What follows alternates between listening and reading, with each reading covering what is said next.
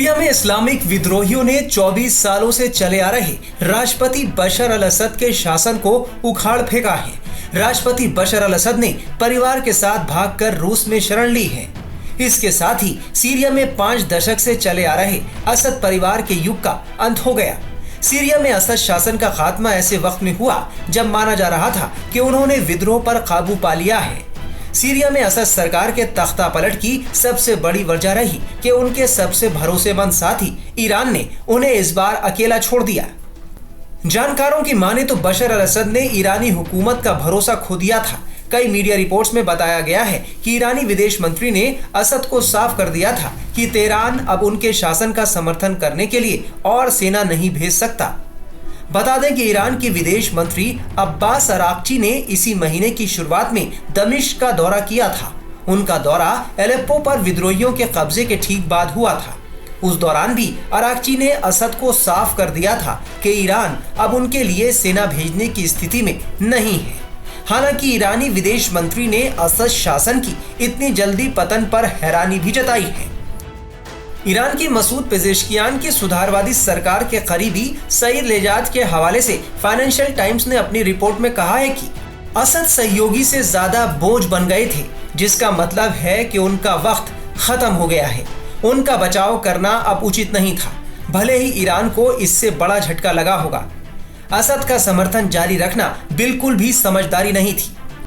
बताया जा रहा है कि ईरान में असद को लेकर लंबे समय से निराशा थी। 1 साल से ज्यादा समय से साफ हो चुका था कि उनका समय बीत चुका है।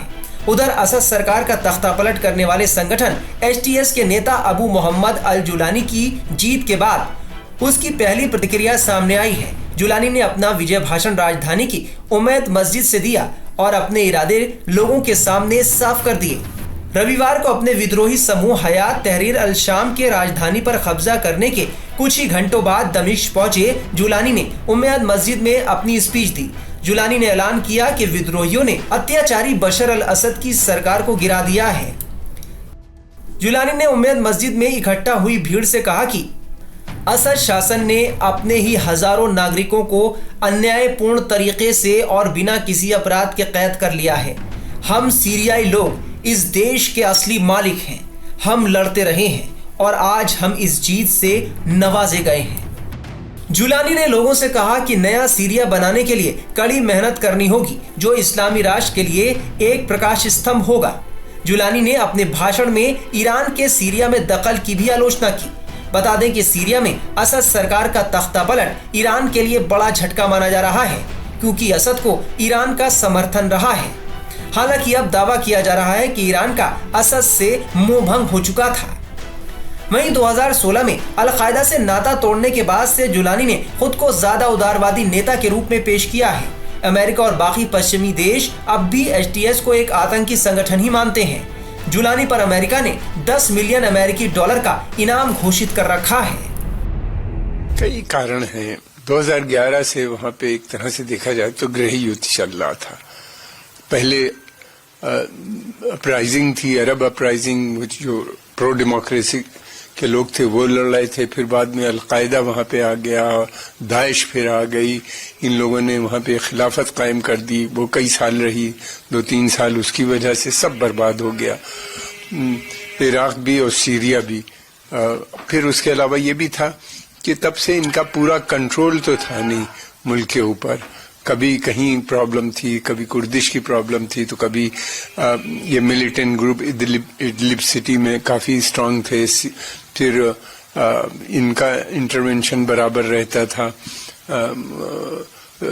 टर्की और इजराइल लगातार पिछले कुछ दिनों से हम देख रहे हैं बॉम्बिंग कर रही थी। इनके जितने वेपन डिपो थे उसको बहुत से अधिकतर को उसने डिस्ट्रॉय कर दिया था।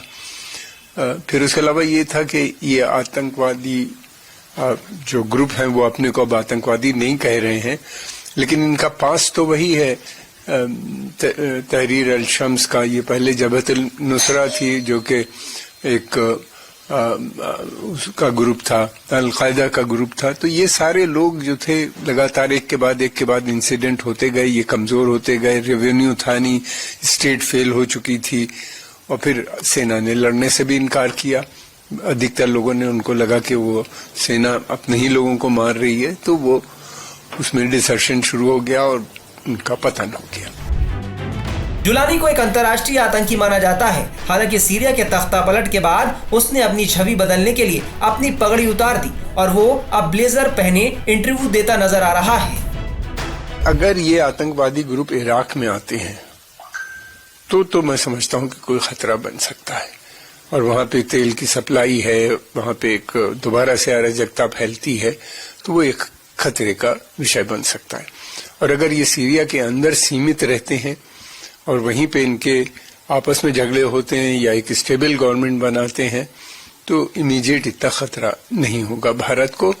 हाँ, इससे पहले की जो हुकूमत थी वो सेकुलरिज्म पे विश्वास था उसका, हालांकि थे वो भी काफी डिक्टेटोरियल रिजीम थी, तानाशाह की तरह काम करते थे। अब देखना यह है, लगता ऐसा है कि एक तानाशाह को दूसरा तानाशाह तो कहीं रिप्लेस नहीं कर रहा, इस बात का खतरा जरूर नजर आता है। सर, बात करें अमेरिका के डोनाल्ड ट्रंप की, ट्रंप के बयान पे हमारी लड़ाई नहीं है, यहाँ से अंतर्राष्ट्रीय प्रधानमंत्री जीत जा सकती है। देखिए, ये ट्रंप साहब को कोई जरूरत नहीं लड़ने की, उनका काम मैं समझता हूं कि जो संगठन थे वहां के ऊपर, तहरीर अल शम्स जिसने बशर अल असद को हटाया है सत्ता से, उन्हीं ने कर दिया। और दूसरी बात यह है कि अमेरिका की बेसिक पॉलिसी जो थी रिजीम चेंज की थी, तो रिजीम चेंज हो ही गया। अब उनके माध्यम से अब ये देखना है कि आने वाली रिजीम के किस तरह के संबंध होते हैं अमेरिका के साथ। सर, पश्चिम एशिया के लिए इसका क्या व्यापक हो सकता है? बहुत बड़ा असर पड़ेगा पश्चिम एशिया पे। पश्चिम एशिया पे एक तो असर इसका सबसे ज्यादा पड़ेगा कि इराक के ऊपर सबसे ज्यादा, इराक बिल्कुल इसके बॉर्डर इस पे मिलते हैं, और दूसरी तरफ लेबनान के ऊपर बॉर्डर पर के ऊपर असर पड़ेगा। ईरान के ऊपर बहुत बड़ा असर है क्योंकि जो ईरान की पॉलिसी थी आर्क ऑफ रेसिस्टेंस की, तो वो तो बहुत ही कमजोर, उसको एक बहुत बड़ा धक्का लगा है, इसलिए कि हिजबुल्लाह काफी कमजोर हो नजर आ रहा है, लंबी लड़ाई लड़ रहा है इजराइल के साथ। अब उसकी सप्लाई सपोर्ट बेस भी कम हो जाएगा, क्योंकि बीच में सीरिया आ गया। पहले उनकी लगातार सप्लाई बनी रहती थी ईरान के साथ, ईरान वाया इराक। दूसरी बात ये भी है कि हिजबुल्लाह का कमजोर होना ये सीरिया के लिए और लेबनान के जो अपोजिशन ग्रुप है उनके लिए तो वो अच्छी बात वो लोग अच्छा समझते हैं मगर ईरान के लिए एक बड़ा सेटबैक नजर आता है।